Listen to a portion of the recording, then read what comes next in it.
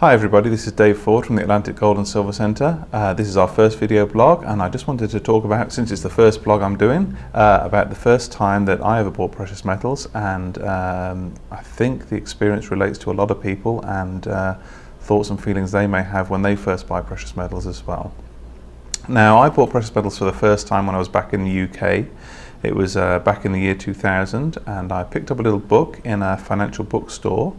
It was just called The Golden Thread. I don't even know if it's still in print. And it was just about the history of gold in finance, going back to the 1700s even, how it was used by kings and merchants during European wars and various times of turbulence, but as well as by merchants and traders just throughout generations, and how it's used as balance of payments and so on in times before electronic money appeared.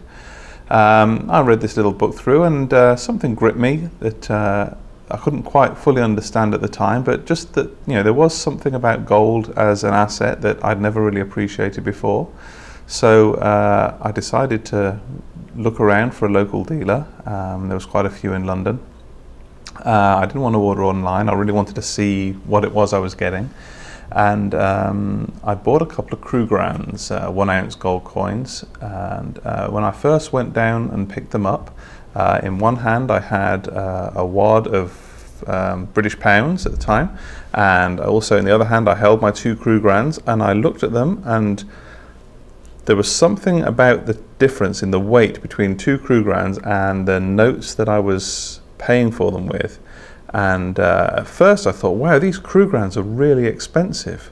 But when I looked at it the other way around, I thought, no, this money is worthless.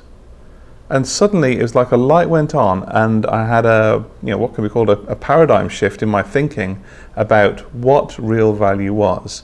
And I didn't fully understand all the stuff I understand today about central banking policies, fiat money, deficit spending, and all the things that cause inflation, that is basically a stealth tax by the government on most people. But at some primal level, I understood that the gold in my hand was something of value. And it was such a strong feeling that, I felt I really wanted more of it. And I did continue to buy gold for several years until it got to just below the $1,000 mark. And that's when I came over to Canada from the UK. So fast forwarding to today, I understand a lot more about why gold is important, why as an asset class, and why it will continue to be important and will probably continue to go up in value over the coming years. And I don't know whether you've already started investing in precious metals as you're watching this. If you haven't done, I would urge you to not procrastinate, to go ahead and just buy even 1 silver maple.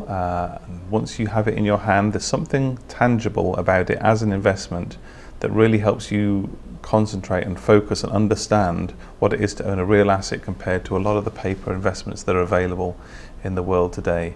If you've already started investing in precious metals, I just urge you to keep on reading and understanding more and more about their worth and their value and their place in finance and investments, and don't be fooled by ups and downs in the markets and short-term gains and losses. A lot of people have sold some of their physical precious metals in the last few months to us, and I asked myself, did you really buy it just to make a couple of bucks here and there? Or do you understand why it's an important investment for the long term, for the soundness of your own finances? On that note, I'd just like to say thank you for watching this, our first video, and I'll see you all again in a couple of weeks.